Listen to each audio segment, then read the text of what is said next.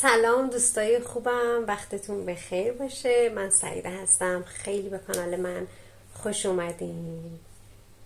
بعد از یه 2 هفته پر چالش، پر از تنش، پر از استرس، اضطراب و روزهای خیلی سخت، بالاخره امروز اومدم. یه چیز حدود 1 ساعت میشه که اینترنت ما وصل شده و من سریع گفتم که براتون یه ویدیو بگیرم و از حال و روزم بگم، چون اون اوایل خیلیاتون ببخشید به هم پیام دادین و حالمون جویا شده بودین.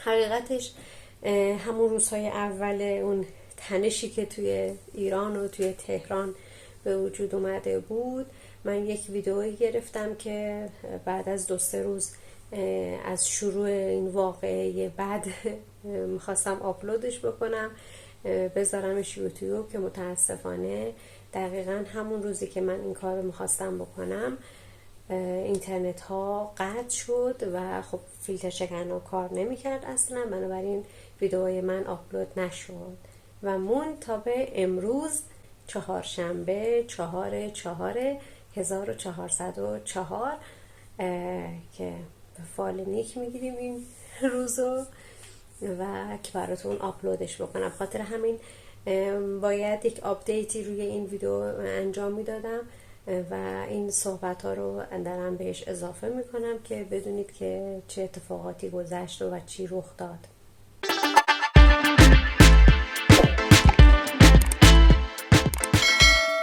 خب حالا این ویدیو رو الان براتون بعد از این صحبت ها میذارم. فقط میخوام بدونید که وقتی که ما تهران رو ترک کردیم، دقیقا از اون روز به بعد 5 روز بعدش ما برگشتیم تهران مجدد. در واقع 31 خرداد میشه دقیقا برگشتیم تهران، چون فکر کردیم که خب ما تا کی میتونیم تهران نباشیم، تا کی میتونیم سر خونه زندگیمون نباشیم،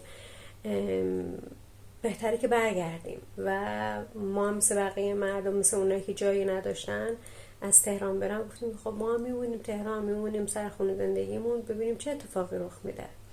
و چون دوری بیشتر اضطراب داشت، بیشتر استرس داشت و این شد که ما دقیقاً 4-5 روز بعدش 31 خرداد شنبه اومدیم تهران و که خب 2-3 شب خیلی سخت و پشت سر گذاشتیم، خیلی سخت. واقعا نمیتونم تپش قلبایی که اون شب با داشتم رو براتون بگم. و دیشب اولین شبی بود که بعد از 2 هفته ما با آرامش خوابیدیم. خلاصه که امیدوارم که همیشه صلح برقرار باشه همه جا و آرامش باشه. ویدیو رو میذارم در ادامه ببینید و بعدش برمیگردم.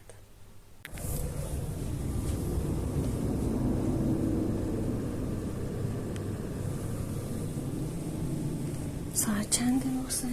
3:35. اول یا حالی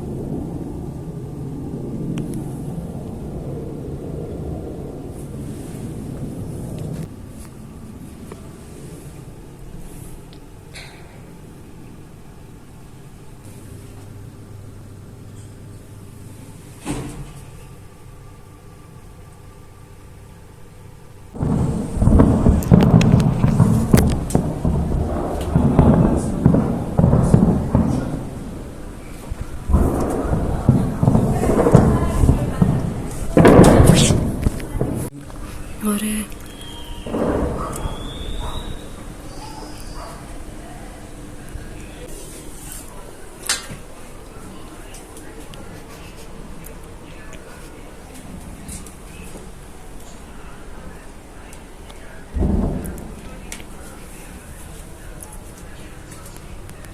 هیرو، به نظر چه خبر مادر؟ اینا همه چی دارن میزنن؟ اینا من خوندم تو این استا پدافندای ایران دارن این ریز پرنده های اونا رو میزنن. چقدر یادم نمیاد.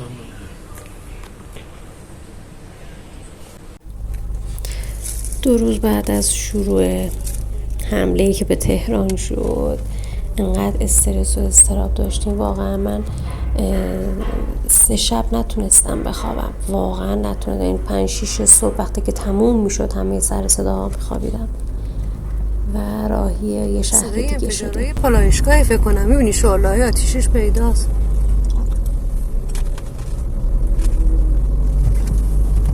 میشنوی؟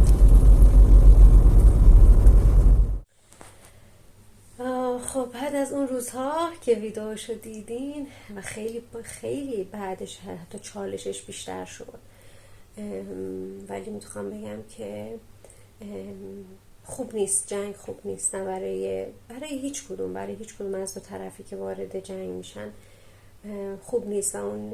و بیشتر مردم هستن که متضرر میشن، مردم هستن که تحت فشار قرار میگیرن، مردم عادی مثل خودم، مثل بقیه افراد.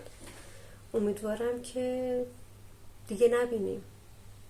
واقعا برای بچه های دهه 60 بسته.